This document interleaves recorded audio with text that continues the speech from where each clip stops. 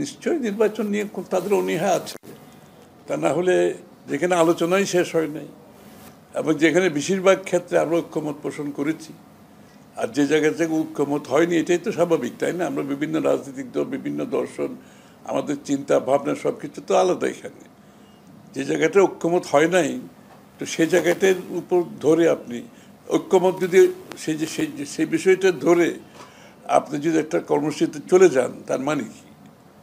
তার মানে তারা ঐক্যমতের যে আলোচনা সে তার প্রতি কোনো সম্মান দেখাচ্ছে না। যে রাজনৈতিক কালচারের পরিবর্তনের কথা আমরা বলছি, সংস্কৃতি, তার প্রতি তারা সম্মান দেখাচ্ছে না, তাই না?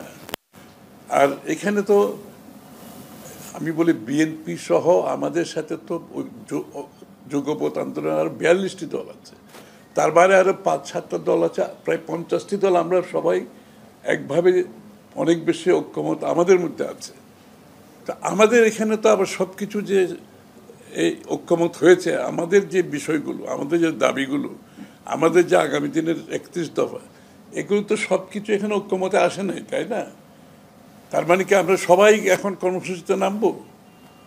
সব কিছুতে তো আমাদের দাবি তো সব জায়গায় ঐক্যমত হয় না, এটা কিন্তু আমরা মেনে নিচ্ছি। এই কারণে আমরা জানি তো ঐক্যমত হবে না, আর যেটা ঐক্যমত হবে না আমরা জনগণের কাছে নিয়ে যাবো ম্যান্ডেটের জন্য।